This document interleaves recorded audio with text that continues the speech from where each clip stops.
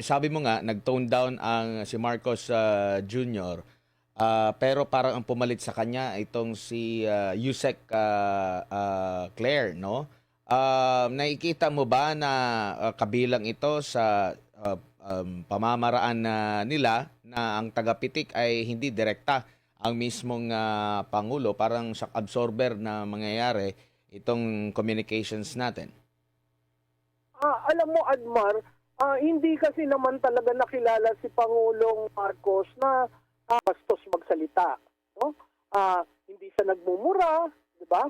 Hindi katulad ni Duterte, yun nga ang combination. Pero makikita mo na nung sumagot si Presidente Duterte nung kanilang kick-off rally, hindi na niya sinagot eh.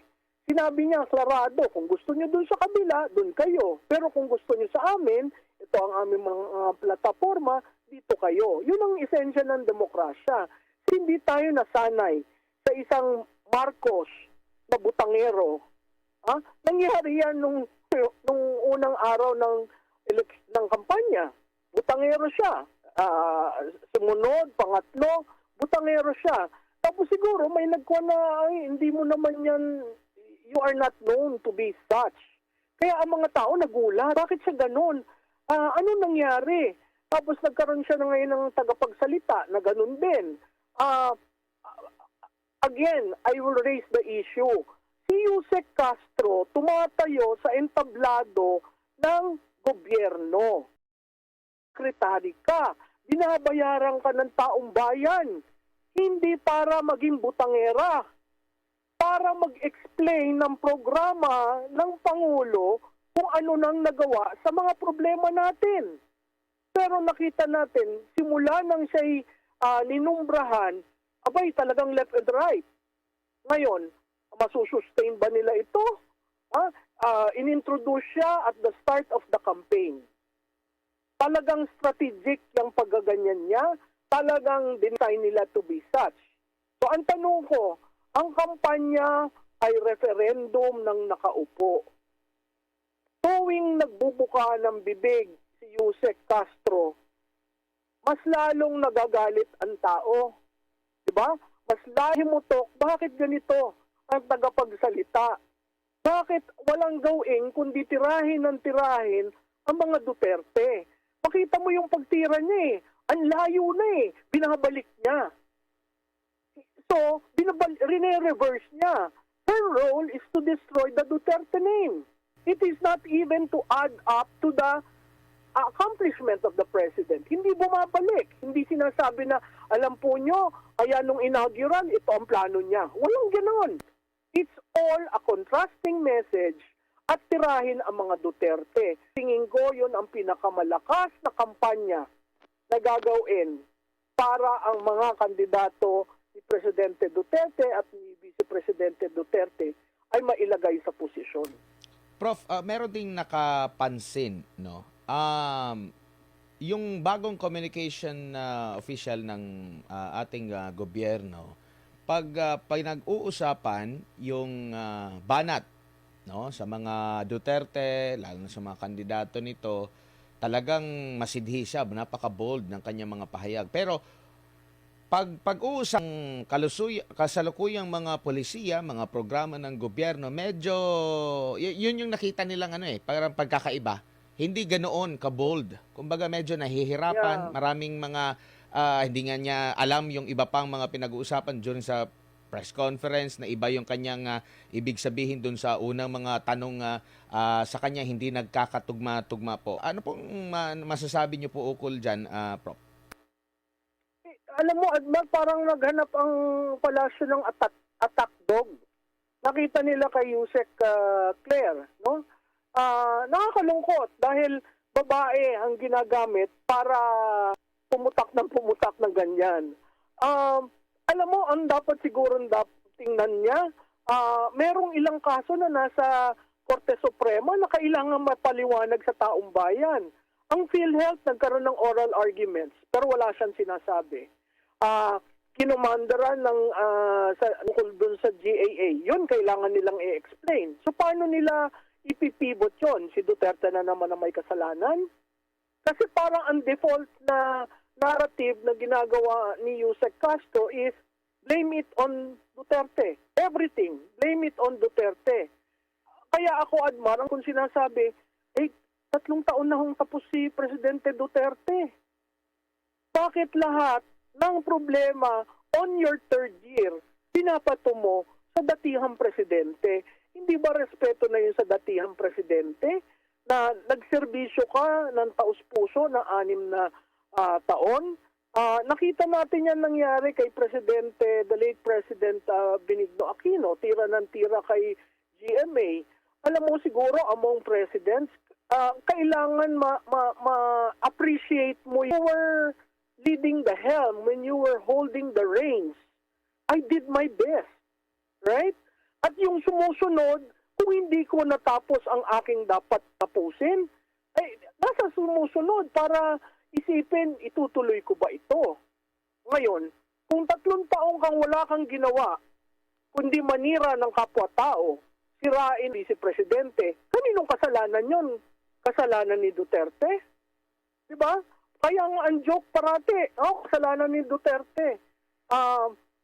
At again, uulitin ko, every time you mention the word Duterte, the base gets strong. That is the surest way to wake up the base ng mga Duterte at tumulong sa eleksyon. So, hindi ko alam kung paano pupunta itong kay Yusek Castro kasi wala akong nakikitang from day one, banat ng banat kay Duterte. So, kung ikaw ngayon ang tagapagsalita at may 3 mga kaso na na sunod-sunod na pag-uusapan, oral arguments ng Supreme Court, paano ka pipivot? Ang may kasalanan si Duterte pa rin? Opo, at nabang niya kasi binansagan siyang attack dog, dumipensa siya at ang sabi niya, ang kanyang ginagawa lang naman daw ay ang pagdepensa sa sinasabi niyang fake news na ibinabato daw sa Malacanang dahil di umano'y naglipa mga maling impormasyon mula sa mga kalaban daw ng gobyerno. Sabi pa nga niya dito, and I quote, "Hindi ko nga alam kung bakit atagdog ang tawag. Depensa lang naman yung ginagawa natin sa karapatan ng gobyerno na ipabatid ang katotohanan." Ang sabi nga rin niya, parang messenger lang, salesman na pinapabango ang kanyang mismong mga produkto. Parang meron siyang mga ganun na pahayag po, Prof. Alam mo, Admar, as Undersecretary for Press Officer pa nga ang tawag sa kanya. Ano ba ang press officer? Hindi ba to inform? Hindi ka magbibitaw ng maanghang at maiinit na salita, pero nagbibigay ka ng datos. Ang datos kasi cold yan. Pag sinabi mo 5% of GDP is used for infrastructure, that is very cold. Pero binibigyan mo ng datos ang publiko na ganun kalaki ang nai-invest para sa infrastructure. Simula nang siya'y nagsalita, wala akong nakirinig na datos sa kanya. Wala na siya'y nagsalita, wala akong naririnig na to share to the public. Alam mo, may ginawang maganda ang PhilHealth na extend ang coverage. Bakit hindi niya yun pinag-uusapan? Diba? Maraming news na pwede mong pag-usapan, but she chose to use words that are very heated, words that are unbecoming because you are using the podium of the communication office. So it would appear as being part and parcel of presidential communication. Na maling-mali yun. Kasi ang presidente ay hindi lamang leader ng bumoto sa kanya. Ang presidente ay leader rin ng mga hindi bumoto sa kanya. So pag ganyan ng ganyan ang iyong press officer, hindi ba na-alienate mo ang mga Pilipino? Ang role mo is to explain. Kaya siya nagiging attack dog. Kasi bigkas niya ng salita, paggamit niya ng maaanghang na salita, pagtukoy niya sa dating presidente, anong tawag mo doon? Hindi ba yun pagiging attack dog? Ngayon, kung ikaw ay nag-i-inform, di ba? On a daily basis, anong nangyari sa presyo sa toll? Ano nangyari sa presyo ng elektrisidad? Diba, yun ang tal. Sabihan mo, at ano ba ang programa ng administrasyon?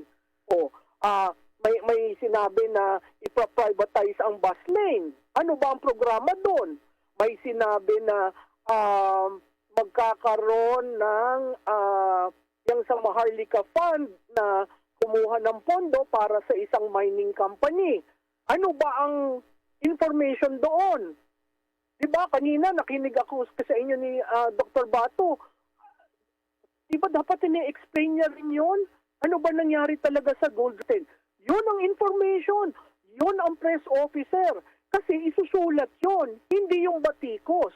Kaya makikita mo, iterative ang nangyayari. Yung sinabi niya na maanghang at bastos, sees their lands in the mainstream media is being talked in social media. Is that a way of trying to create information so that the office of the president is heard in terms of problems and solutions? Alam mo, hindi ko alam kung siya ay communications person, pero napakahalaga nun. Kasi yung sender at receiver, the office of the president is heard in terms of problems and solutions.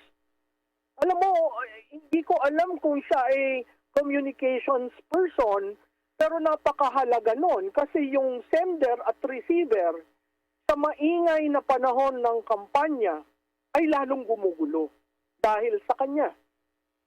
Opo, no? Pati itong pagsagot niya ngayong araw lang din na ito, kaugnay doon sa tanong about sa K-12 program, medyo yung kanyang sagot din ay yun nga, hindi tumbok, hindi alam yung mismong laman. Parang hindi naiintindihan ng ating mga kababayan kaya nagiging viral. Ito ngayon na babanggit natin na patungkol sa pag-atake dito sa mga Duterte, medyo doon siya napaka-bold. Pero pagdating sa pinag-uusapan na yung mga programa na dapat i-implement ng pamahalaan, medyo doon meron tayong mga nakikitang problema din, Prof, no? And isa pa dyan, meron din siyang panayam na nagkomento din siya kaugnay dito sa proseso ng impeachment na pinuna rin siya ni Senate President Escudero. Nabanggit niya kasi minsan na kung majority daw na gustong umpisahan yung impeachment trial, mas maigi daw na makipag-ugnayan na sa presidente, sila na yung mga request. So meron na siyang ganyan na mga pahayag na hindi naman yata niya kabilang sa kanyang mga trabaho kasi separate din naman po yung kanyang personal na opinion sa kanyang trabaho. At nabanggit nga ni Senate President Escudero na patawarin na lang siya. Bago lang siya at baka excited. Nakaligtaan lang siguro niya na tagapagsalita ng Pangulo. Duda ako na yung mga sinabi niyang ilan ay galing mismo sa Pangulo. At sinagot naman niya ito ngayong araw na ito, March 3, sabi niya kahit hindi pa po tayo nagkakasala at hindi ko pa po alam kung ano yung nagawa nating mali ay patatawarin na niya tayo. Aminado po ako, excited ako every second of my life dahil mayroon po tayong task or obligasyon na dapat gawin para sa taong bayan at para sa bansa, Prof. Alam mo, Admar, sa tingin ko yung mga komento niya mataas sa pay grade niya. Una. Pangalawa, paano na lang kung yung ibang cabinet secretary ay hindi nag-agree sa sinasabi niya? Pangatlo, lalong palubog ng palubog ang ating Pangulo. Kung meron kang ganitong spokesperson, sa tingin ko, this is bad governance. Napakahirap i-explain ang programa ng bawat Pangulo, ng bawat administrasyon. Kailangan maging kalmado ka, kailangan maging precise ka, kailangan na pag-aralan mo. Kaya ako nga sinasabing attack dog siya eh. Kasi, sige, yan ang pinabili ng suka. Na walang gawin kundi kumuda ng kumuda na hindi nag-aaral. Sayang yun. Kasi babalik ulit tayo dun sa part ka ng Presidential Communication Office. Presidential. So, you should at least be... Ngayon, kung ang role mo ay umatake ng umatake, edi ilipat ka as spokesperson sa campaign team. huwag sa Office of the President. Bigyan natin ng kahalagahan ng Office of the President. Kasi meron diyang institusyon at meron diyang presidente. Ngayon, kung ikaw ay ganyan at ikaw ay kinuha para bumanat ng bumanat, sa tingin ko dapat hindi ka nasa Presidential Communication Office. Kasi ang taong bayan, tuwi siyang bubukan ng bibig. Ang iniisip, si Pangulo, ganito magsalita. Pangalawa, parang hindi naman ganyan si Pangulo. Pangatlo, lumiwanag ba ang gustong sabihin ni Pangulo? So sino ang lumulubog tuwing si Undersecretary Castro ay nagsasalita? Kasi kita mo yung sinabi ni Senate President, no? Excited. Which means you have to calm your nerves and study. You cannot just be blubbering and hitting everyone. Because definitely for this administration to sink. Example lang po, ma'am, ha. Basahin ko lang yung transcript, ma'am. Dito sa ano. Kasi ito, tinatanong na yung patungkol sa magiging programa ng ating pamahalaan. Sabi dito ng taga Philstar, sabi niya, follow up lang po, yung K-12 program, may media literacy program, and may politics and governance program. But some people don't know, some people don't even know the basic functions of government agency. So, do you think that's a reflection on the effectiveness of these types of education programs? At sabi naman ni Yusek Castro rito, sa mga nangyayari po kasi, minsan ang mga nangyayari sa paligid ay hindi po minsan concern ng iba, 'di ba? May mga ordinaryong tao na hindi nila concern yung mga nangyayari sa paligid natin. Mas preferred nila na manood ng mga katatawanan, even that will make them happy, that will make them smile. So itong mga nangyayari po sa paligid natin, siguro po talaga mas maganda makasama rin po ito sa pag-aaral ng mga estudyante para maging aware din po sila kung ano ba talaga yung parte ng history or parte ng nangyayari sa atin sa current events po, Prof. Malu. Parang hindi niya alam ang K-12. Diba? Simple, very basic. Second, parang minamaliit ang Pilipino. Na ang Pilipino, ang gusto lang yung mga ganyan at walang concern sa mga nangyayari. Hindi ba concern yung presyo ng bigas? Hindi ba concern yung presyo ng sibuyas, bawang, kamatis, 'di ba? Hindi ba presyo concern ng mga Pilipino yung kanilang kalusugan? So sa tingin ko yung worldview ni Yusek Castro ay napakaliit na ang tingin niya sa mga ordinaryong mamamayan ay pangkwan lang kayo, pang entertainment. Maling-mali naman po yun. Opo. Prof, siguro bilang panghuli, dahil labanan ng mga impormasyon at sa huli, ang taong bayan po ang magtitimbang po talaga dito. Payo na lang po sa ating mga kababayan, lalo't sa kasalukuyan, tuloy-tuloy pa rin po yung kanilang pagsasala sa kung sino ba yung ihahalan nila at pagkakatiwalaan nila sa Pilipinas. Okay, Admar, sa iyong mga tagapakinig, nanunood, piliin po ninyo ang mga kandidato na inyong iboboto. Tatandaan po natin, isang boto, pantay-pantay ang lahat ng Pilipino, mayaman, mahirap, nag-aral o hindi, professional o hindi. Isang boto na ang ilan niyan ay 3 taon. At kung swerte-swerte pa yung nahalan nyo ng una, pwedeng 9 years, isang dekada. Tatandaan po nyo, ang mga naninilbihan na dekada na sa posisyon, siguro naman dapat nating pagbigyan yung mga bagong muka, yung may mga bagong idea, yung may mga bagong, bakit hindi natin gawin ng ganito? Kasi kung hindi tayo mag-produce ng mga bagong muka at bagong pangalan, forever po ang ating politika at isang dekada noon na ganun pa rin.